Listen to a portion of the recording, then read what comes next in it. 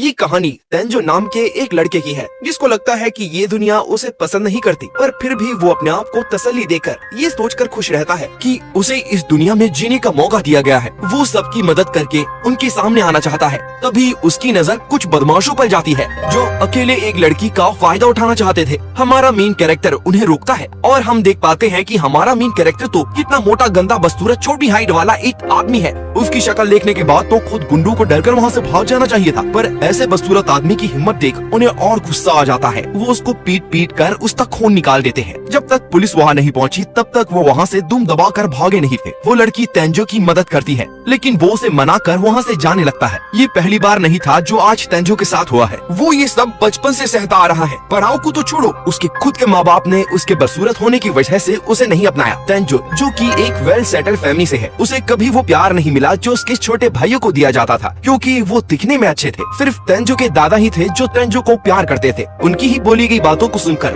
वो दूसरों की मदद करने की कोशिश करता है। उनके गुजरने के बाद उन्होंने सारी प्रॉपर्टी तेंजो के नाम कर दी और उनके बनाए गए बिल की वजह से तेंजो के माँ बाप उससे चाहकर भी वो प्रॉपर्टी छीन नहीं सकते थे, जिस कारण गुस्से में आकर उन्होंने तेंजो को अकेला छोड़ दिया और अब वो पार्ट टाइम जॉब करके अपने आप को पालता है और अपनी पढ़ाई का भी खर्चा उठाता है। आज तेंजो की मिडिल स्कूल ग्रेजुएशन सेरेमनी है, जहाँ स्कूल के आखिरी दिन पर स्कूल फ्रेंड्स एक दूसरे को हाई स्कूल की गुड विशेस देते हैं। वही तेंजो को सिर्फ गालियाँ मिली थी। आज भी स्कूल के बुलीज तेंजो को पीटते हैं और उसको बचाने की बजाय सब उसकी फोटो क्लिक कर रहे थे। आज तेंजो की जॉब भी छूट गई है उसके लेट हो जाने की वजह से। तेंजो हार मान चुका है। वो थक चुका है अपने आप को ये दिलासा देकर कि कभी तो उसकी जिंदगी भी बदलेगी। जब वो शीशे पर अपना गुस्सा उतार रहा था तभी गलती से उसे एक सीक्रेट कमरा मिल जाता है। तेंजो के दादा को वर्ल्ड एक्सप्लोर करने का शौक था, इसीलिए जब भी वो किसी देश में जाते वहाँ से कुछ न कुछ लेकर आते थे और यही सब शायद उनका इकट्ठा किया खजाना है। कमरे के अंदर एक और दरवाजा था जिसको वो खोलता है तो अंदर एक और कमरा था। उसके अंदर कदम रखते ही एक डिजिटल स्क्रीन ओपन हो जाती है। इसमें लिखी गई इंफॉर्मेशन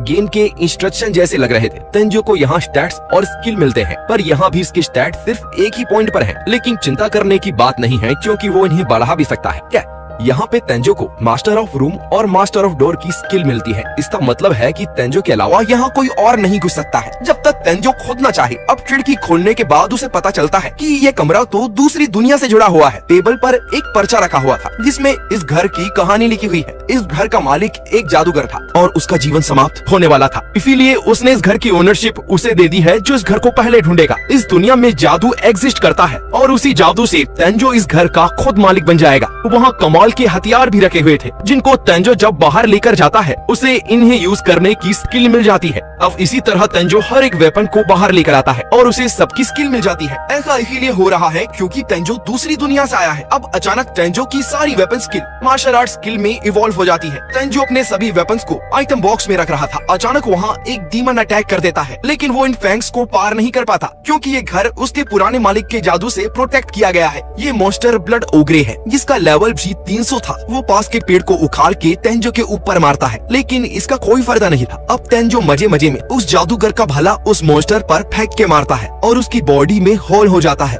वो खत्म हो गया था। ये देख तेंजो की फट जाती है, लेकिन ओग्रे को मारने से तेंजो का लेवल 100 हो गया था और उसके स्टैट्स भी 1000 प्लस हो जाते हैं। इस दुनिया के मॉन्स्टर्स को मारने से तेंजो उनसे मिले रिवॉर्ड्स को असली दुनिया के पैसों में कन्वर्ट कर सकता है। अब असली दुनिया में आते ही तेंजो की बॉडी दर्द से टूटने लगती है। सुबह तक उसकी बॉडी में बहुत बदलाव आ चुके थे। उसकी बॉडी फिट और हाइट लंबी हो चुकी थी, लेकिन तेंजो अपने आप को नहीं देख सकता था क्योंकि घर का शीशा तो उसने तोड़ दिया था। वैसे भी वो अपनी बदसूरत शक्ल देखना भी नहीं चाहता। दूसरी दुनिया में तेंजो को अपने नाप के कपड़े मिल जाते हैं। इस दुनिया में अलग अलग किस्म के पौधे हैं, जिनमें एक पौधा ऐसा भी था जो हर एक जख्म या चोट को हील कर सकता है। अब तभी वहाँ 200 लेवल का स्लाइम मॉन्स्टर आ जाता है जिसको तेंजो आसानी से खत्म कर देता है। उस मॉन्स्टर से मिले नेकलेस को तेंजो गले में पहन लेता है और उससे ही मिली कॉफी जेली को खा लेता है और जो आइटम अब तक बच गए थे तेंजो उनको पैसों में कन्वर्ट कर उनकी स्कूल यूनिफॉर्म सिलवा लेता है। तेंजो पहली बार अपनी जिंदगी में खुश था। दूसरी दुनिया के लिए उसकी दिलचस्पी इतनी बढ़ गई थी कि वो असल दुनिया के बारे में तो भूल ही गया था, पर उसे ये बखूबी याद है कि इस दुनिया में वो भले ही कितना भी ताकतवर हो जाए, पर असल दुनिया में उसके लिए कुछ नहीं बदलेगा।